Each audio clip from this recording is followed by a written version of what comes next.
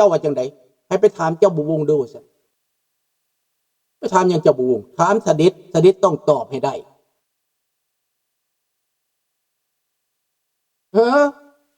แม่นแล้วเพิ่นต้องมีที่ปรึกษาที่ฮู้จักต้องมีบริการที่เก่งแน่นอน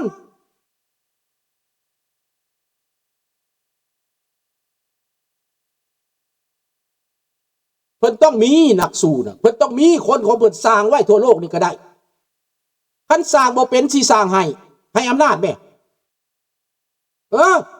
ให้อำนาจแม่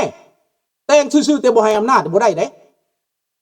ต้องให้อำนาจในการบริหารในการเว้าในการเฮ็ดในการเคลื่อนไหวให้แม่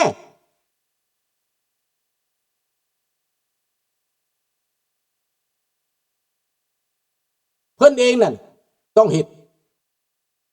นะเห็นบ่ลาวแดงเขาหน้าซูซีได้ลาวแดงซีเข้ามาเขาเฮ็ดหยังก็ซีเข้ามาเบิดดีบ่ดีเขาไปถึงวังพุ่นเมืองฝรั่งงั้นบ่แม่นไปนั่งกินเหล้านำเขาแล้วบ่แม่นได้รับผลประโยชน์จากเขาแล้วบ่จะเงียบหั่นน่ะระวังเด้อระวังได้ยกบ่ขึ้นย่อบ่ขึ้นแล้วก็เมื่อยได้เอาละมื้อนี้น่ะหวังว่าสิฮู้จักเลิกตื่นหน้าบางส่ำใดก็ไปพิจารณาเอาเด้อเอาแต่ความเครียดก็เครียดไปโลดเครียดก็ตายบ่เครียดก็ตายสั่งก็ตายบ่สั่งก็ตายมื้อหนึ่งต้องตายจากกันไปแต่ว่าประเทศน่ะมันยังคาคอเจ้าอยู่ชาติน่ะยังคาคอเจ้าอยู่เกียรติศักดิ์ศรีของเจ้ายังแบกไว้อยู่เนอะผู้ใดก็ตามคนลาวนี่ดังนั้นต้องเป็นหนึ่งเดียวกันให้ได้อันใดที่มันมีอุปสรรคนั่นน่ะต้องแก้เกิดมาต้องแก้อุปสรรคความขัดแย้งก็แก้อันใดมันคาอยู่บนใดก็ต้องแก้ต้องเว้าต้องเฮ็ดต้องหาทางออก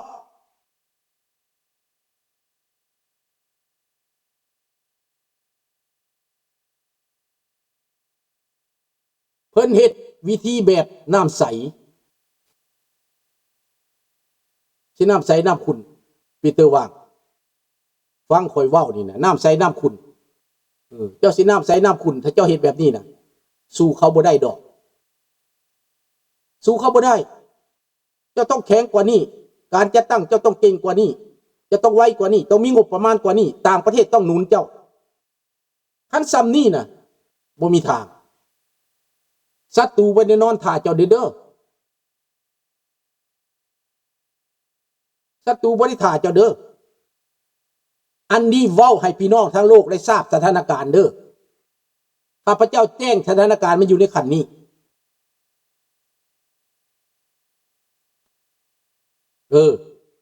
มันออกมาจังไดมันเป็นจังไดบางคนก็ว่าแม่เพิ่นยังอยู่สาธุเพิ่นยังอยู่เว้ายังบ่ได้ดอกว่าซั่นคันเขาสิกินก็ให้เขากินซะเจ้าโตนนี้มานี่มันบ่มีปัญหาวะเจ้าข้ามน้ำของมามันก็มีปัญหาแล้วเจ้าหันหลังให้เขาเจ้าเป็นศัตรูเขาแล้วเจ้าเคลื่อนไหวยังก็เป็นศัตรูเขาแล้วถ้าจะเป็นแล้วมันเป็นโลดแสนสิตาวหาแล้วเด้อกล่าวหาโลดประกาศโตโลดเจ้าเฮ็ดแล้วแต่เจ้าถอยหน้าถอยหลังลุกเข้าลุกออกคันหัวเต่ามันลุกเข้าลุกออกมันยังใครไดเจ้าต้องเฮ็ดถึงถองต้องเฮ็ดถึงถองบ้านเมืองมันอยู่ในกำมือของเจ้าเด้เพราะพ่อแม่เจ้าก็กำบ้านเมืองมาเด้ชะตากรรมบ้านเมืองตกลงไปก็พ่อแม่เจ้าปะได้จะเป็นเด้ท่านพ่อแม่เจ้าบ่ทิ่มบ่ได้ทิ่มดอกทหารเขาก็บ่ได้ปาปืนรถได้เจ้าบอกให้ปะเขาเสียใจพอตายแล้วที่เขาปาปืนน่ะนี่ท่านเจ้าบ่บอกให้ปาปืนเขาก็บ่ปะเขาเสียใจ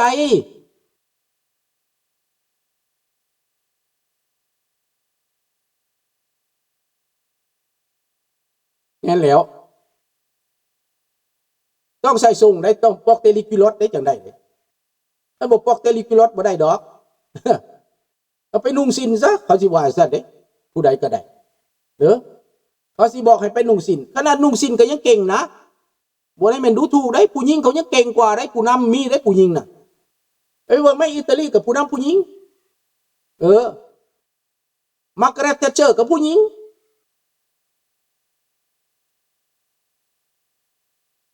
อ่ะมาฮอนนี่ก็ขออำลาพาจากเท่านี้ฝากไปถึงเบิดทุกคนตั้งแต่คนธรรมดาฮอดเจ้าฟ้ามหากษัตริย์ในการเสียบ้านเสียเมืองครั้งนี้เป็นความรับผิดชอบของทุกคนขออำลาพาจากเท่านี้เด้อพบกันใหม่ในมื้ออื่น See you tomorrow Merci beaucoup Bye bye Au revoir Bonne nuit Thank you ขอบใจหลายๆราตรีสวัสดิ์